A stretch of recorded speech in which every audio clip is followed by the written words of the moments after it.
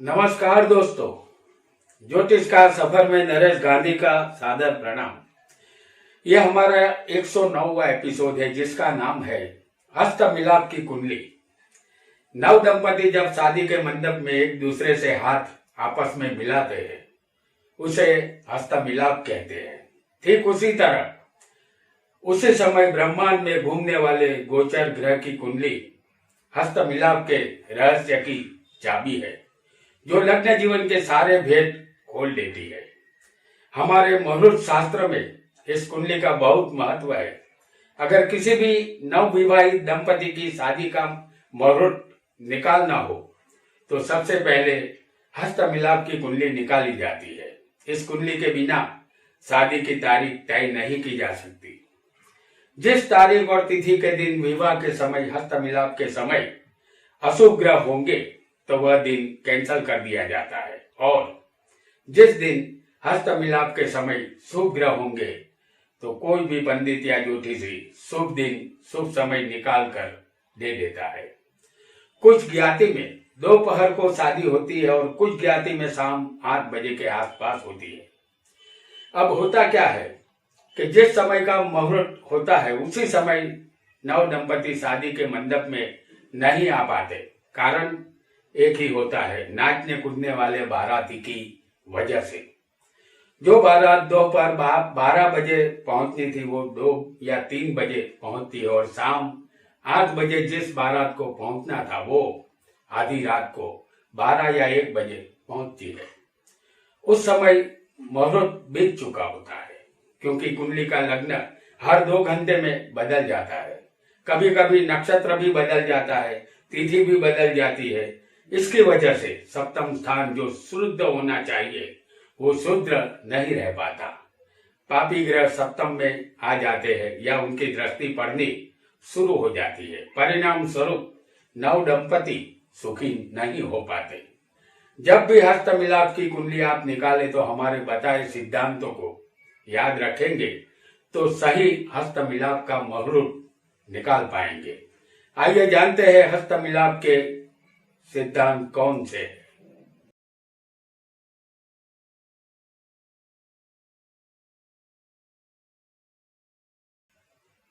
हस्त मिलाप के समय हमने यहाँ पर कोई भी राशि नहीं लिखी है, सिर्फ लग्न लिखा है। अगर हस्त मिलाप के समय लग्न में सूर्य हो, जैसे हम आपको बता रहे हैं लग्न में सूर्य, कोई भी मुहूर्त जब चूक जाते हैं शादी करने वाले जोड़े तब ऐसे पापी ग्रह लग्न में आ जाते हैं। तो लग्न में सूर्य हो तो युवती विधवा बनेगी ऐसा निश्चित तौर पे मानना चाहिए। और अगर लग्न में चंद्र आ जाए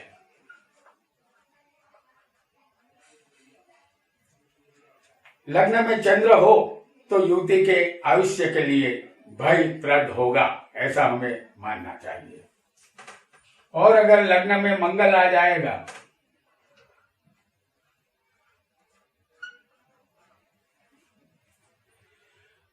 तो दोनों के शादी के जीवन पर यह मंगल बुरा असर जरूर करेगा। और अगर लग्न में गुरु शुक्र, जैसे हम यहां आपको दिखा रहे हैं,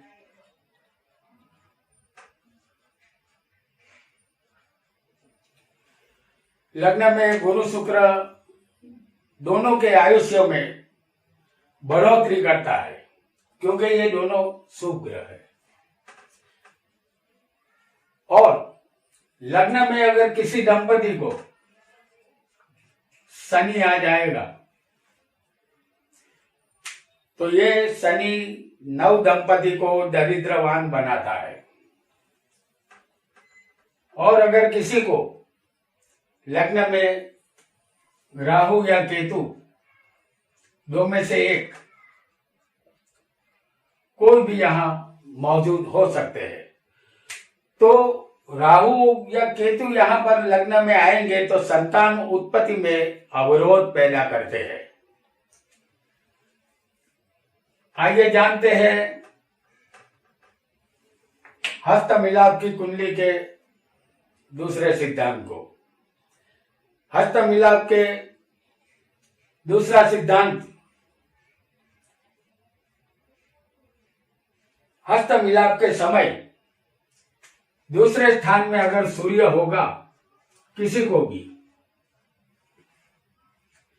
या समझ लीजिए कि शनि, मंगल और राहु,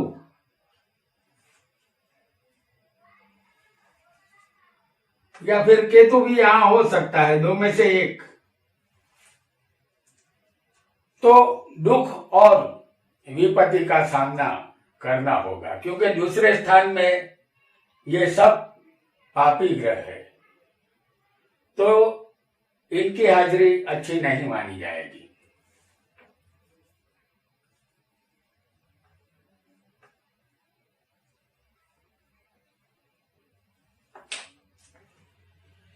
अगर दूसरे स्थान में चंद्र हो, जैसे हम आपको दिखा रहे हैं,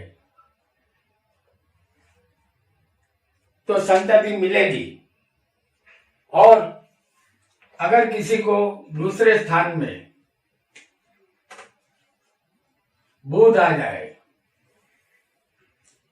या फिर गुरु हो, ये दोनों शुभ ग्रह है, तो बेशुमार धन दौलत मिलती है। आगे आगे बढ़ते हैं। और दूसरे, अगर किसी को शुक्र होगा, जैसे हम आपको दिखा रहे हैं,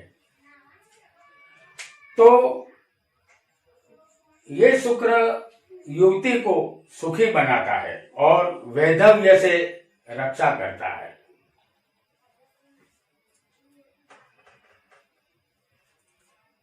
अब जानते हैं तीसरा सिद्धांत।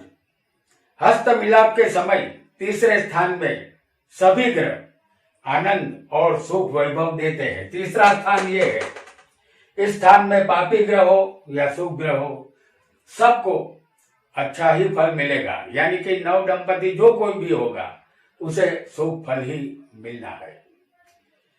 आइए जानते हैं चौथा सिद्धांत। हस्त मिलाप के समय चौथे स्थान में सूर्य अगर किसी को होगा, चौथा स्थान ये है जो हम आपको दिखा रहे हैं, तो चौथे स्थान में सूर्य दंपति के जीवन में संकट लाता रहता है। इस स्थान में अगर किसी को चंद्र होगा,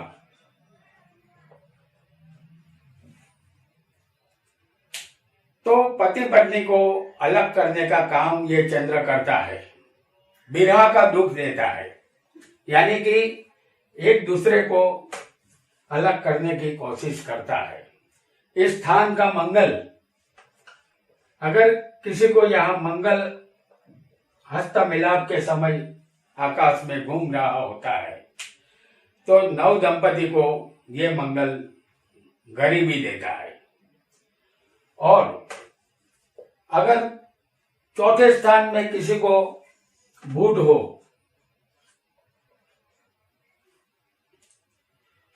तो ये बुध सुख और आनंद देता है, ऐसा मानना चाहिए। और अगर यहां पर किसी को गुरु हो, गुरु एक शुभ ग्रह है, चौथे गुरु वैधव्य से दूर रखता है और दोनों का जीवन सुखी बनाता है। और चौथे किसी को शुक्र आ जाएगा, जैसे हम यहां दिखा रहे हैं। चौथे शुक्र पत्नी को नम्र और सद्गुणी बनाता है। और इस स्थान में अगर किसी को शनि आएगा, तो इस स्थान का शनि दंपति के जीवन में खराब और मुश्किल समय लाता है। और इस स्थान में अगर किसी को राहु केतु, दो में से एक कोई भी यहां मौजूद होना चाहिए। अगर इस स्थान में राहु केतु में से कोई भी एक होगा, तो पत्नी को खराब रास्ते पर ले जाता है। आइए आगे बढ़ते हैं अपने एक नए सिद्धांत की तरफ। ये 5वां सिद्धांत है। हस्त मिलाप के समय 5वें स्थान में, जैसे हम यहां आपको बता रहे हैं, बुध, गुरु, शुक्र और चंद्र, अगर ये 4 ग्रह 5वें स्थान में मौजूद होंगे तो पुत्र संतान ज्यादा होगी, ऐसा हमें मानना होगा। अगर इस स्थान में, पंचम स्थान में सूर्य मंगल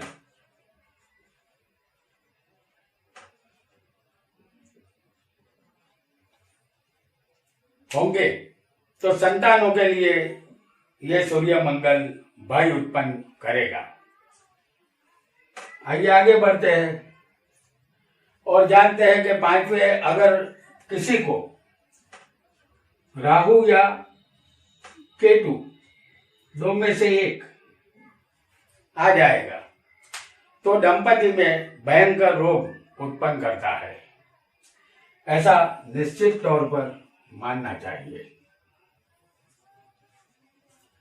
सिद्धांत छठा, हस्त मिलाप के समय 6ठे स्थान में चंद्र हो, जैसे हम आपको दिखा रहे हैं, ये 6ठा स्थान है। अगर यहां पर चंद्र हो तो जोड़ा खंडित होता है, युवती विधवा बनती है। और किसी को 6ठे बुध हो, जैसे हम यहां दिखा रहे हैं आपको, तो नव दंपति का जोड़ा बना रहे, इसमें मदद रूप बनता है ये बुध। और इस स्थान में किसी को अगर राहु बैठा हो तो ये राहु जातक को दरिद्र बनाता है। और इस स्थान में बाकी के सारे ग्रह, जैसे सूर्य, मंगल, शुक्र, शनि, केतु, संतान का सुख देते हैं, ऐसा हमें निश्चित तौर पर मानना चाहिए। अब हम बात करते हैं 7वें सिद्धांत की। हस्त मिलाप के समय की कुंडली में 7वें स्थान में एक भी ग्रह नहीं होना चाहिए। ये 7वां स्थान है, इसे 7वां स्थान कहते हैं। यह स्थान बिल्कुल खाली होना चाहिए। अगर इसमें कोई भी एक ग्रह होगा तो इसके परिणाम अशुभ मिलेंगे, जैसे हम आपको बता रहे हैं। 7वें गुरु अगर किसी को होगा तो ये गुरु यहां होने से पत्नी आदर नहीं करेगी पति का, ये निश्चित तौर पर मानना चाहिए। अगर यहां बुध आ जाए किसी को,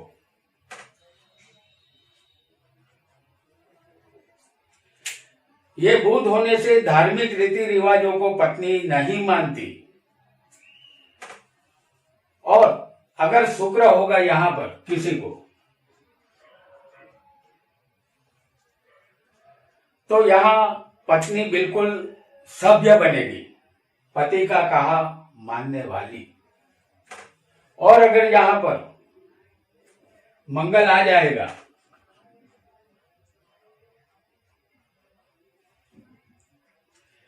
तो पत्नी को ये मंगल व्यभिचारी बनाता है। अगर 7वें स्थान में केतु होगा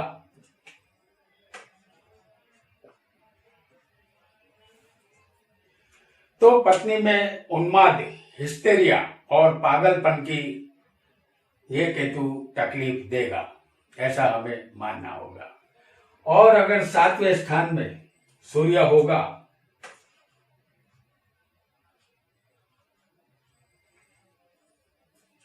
तो पत्नी के वैधव्य को नजदीक लाता है। इसलिए 7वें कोई भी ग्रह नहीं चाहिए, मगर आ जाएगा सूर्य शादी में देरी की वजह से, हस्त मिलाप में देरी की वजह से, तो ये सूर्य वैधव्य देगा, नजदीक लाएगा।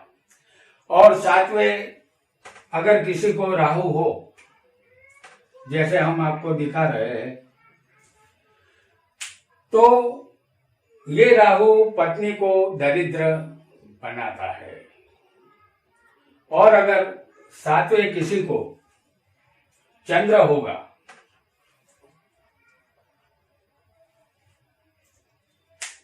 तो ये चंद्र पत्नी के लिए नए नए दुखों का निर्माण करता है। इस कारण की वजह से हस्त मिलाप के समय सप्तम स्थान में कोई भी ग्रह नहीं होना चाहिए। ये स्थान बिल्कुल खाली होना चाहिए, तभी नव दंपति सुखी रह पाएंगे। आइए आगे बढ़ते हैं हमारे 8वें सिद्धांत की तरफ। हस्त मिलाप के समय 8वें स्थान में सूर्य मंगल शनि, जैसे 8वां स्थान ये है। यहां हम आपको दिखा रहे हैं सूर्य शनि और मंगल को।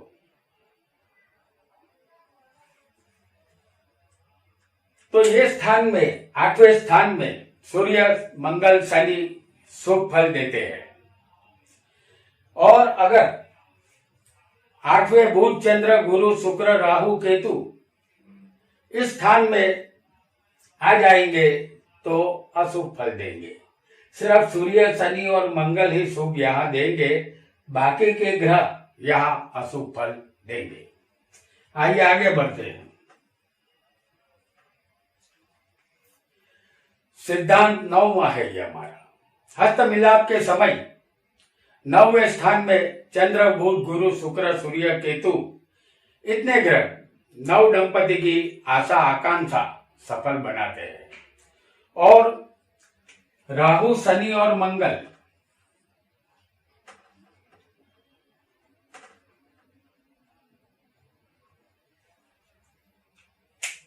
इस स्थान में अशुभ फल देते हैं। इसके सिवाय जो भी ग्रह होंगे वो शुभ फल देंगे। लेकिन अगर ये 3 में से राहु शनि मंगल कोई भी 9वें स्थान में मौजूद होगा तो उसे अशुभ फल मिलना तय हो जाएगा। आइए आगे बढ़ते हैं एक नए योग की तरफ और नए सिद्धांत की तरफ। ये 10वां सिद्धांत है। हस्त मिलाप की कुंडली में 10वें स्थान में मंगल हो, जैसे हम आपको दिखा रहे हैं।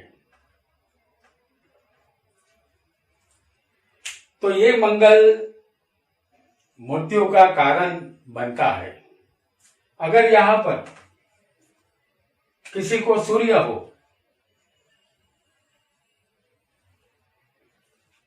तो क्षय रोगी बनाता है।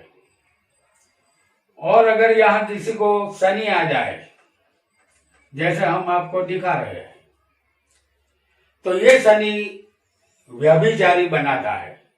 इस स्थान में अगर किसी को राहु आ जाए तो ये वैधव्य देता है, यानी कि विधवा बनाता है। और जो बाकी के ग्रह है चंद्र बुध गुरु शुक्र केतु, ये शुभ फल इस स्थान में देंगे। लेकिन जो हमने यहाँ बताए हैं वो ग्रह आएंगे तो यहाँ नव दंपति को अशुभ फल मिलेगा। आइए आगे बढ़ते हैं और जानते हैं हमारा 11वां सिद्धांत। हस्त मिलाप के समय 11वें स्थान में सभी नवग्रह शुभ फल देते हैं, यानी कि 11वां स्थान ये है। और नवग्रह यहाँ पर कोई भी ग्रह मौजूद होगा तो वो शुभ फल ही देगा, अशुभ फल नहीं देगा। और अब जानते हैं 12वां सिद्धांत को। हस्त मिलाप के समय 12वें स्थान में अगर किसी को बुध हो, जैसे हम आपको दिखा रहे हैं बुध गुरु और शुक्र,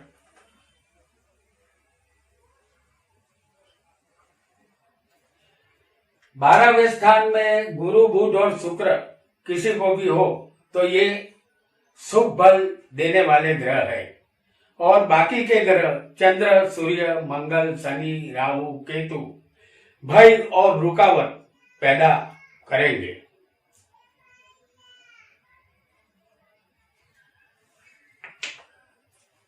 तो दोस्तों, हस्त मिलाप की कुंडली का महत्व आज आपने जान लिया। अगर आपकी शादी होनी बाकी है तो हमने बताई बातों का ध्यान रखेंगे तो आपका लग्न जीवन सुखी बनेगा। और आपकी शादी हो चुकी है और आपको अपनी शादी के दिन का हस्त मिलाप का राइट समय याद है, तो उस समय की कुंडली निकालकर आज के दिन आप सुखी है या दुखी है ये आसानी से जान सकते हैं। आज इतना ही। आपका बहुत बहुत धन्यवाद।